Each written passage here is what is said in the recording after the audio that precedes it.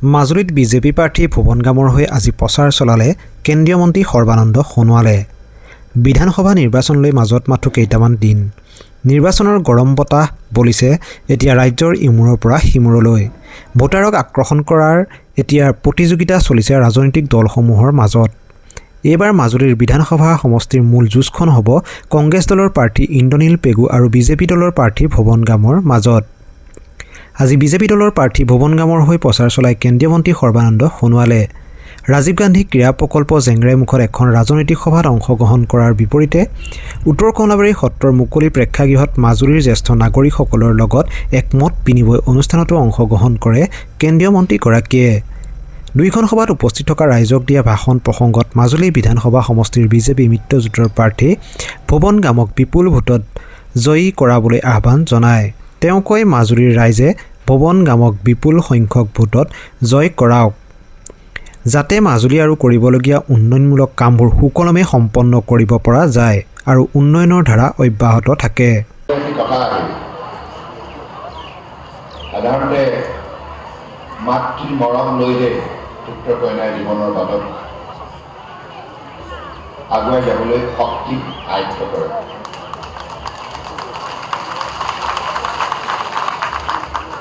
গতিকে মাজুলী মোৰ এনে অনুভৱ হয়,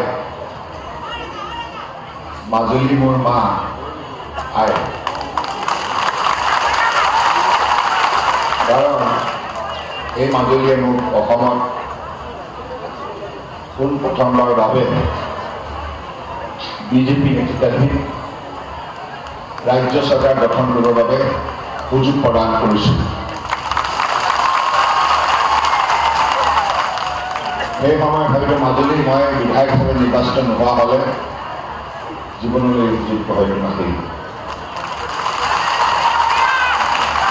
সেইবাবে মই সদায় হৃদয়ৰ পৰা কওঁ, মাজুলী মহান, মাজুলী মহান। আৰু এই নিৰ্বাচনত আপোনালোকে সকলোৱে বিশেষভাৱে মই আপোনালোকৰ সন্মুখত থিয় হৈছোঁ,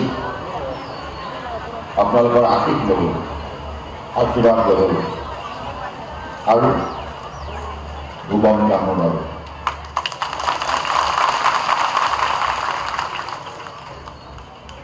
মাজুলীখন তাহানিতে কি অৱস্থাত আছিল, বৰ্তমান কি ৰূপ ধাৰণ কৰিলে, এই প্ৰতিশ্ৰুতিখন আপোনালোকৰ স্মৃতিত স্পষ্ট হৈ আছে।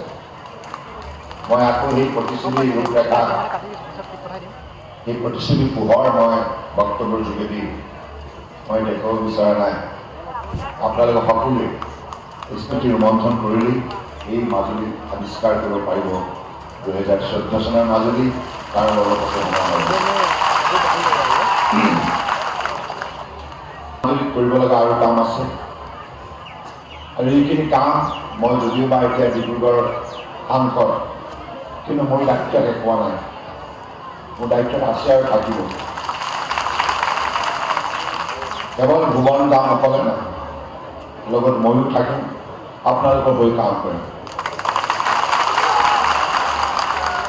আৰু অসমৰ মুখ্যমন্ত্ৰী ডক্টৰ হিমন্ত বিশ্ব শৰ্মাৰ সৈতে মিলি আমি তিনিওজনে মাজুলী কৰিব লগা বাকীখিনি কাম অহা 5 বছৰ সম্পূৰ্ণ কৰিম।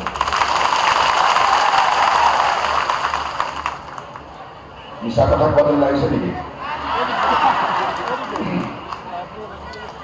কাৰণ সাধাৰণতে নিৰ্বাচনত মানুহৰ এটা ধাৰণা হয়, এই কিবা কিবি কথা কৈ যায়, তাৰপিছত পাহৰি যায়। কিন্তু মই পাহৰি নাযাওঁ দেই, এইবিলাক কথা মই মনত ৰাখিম।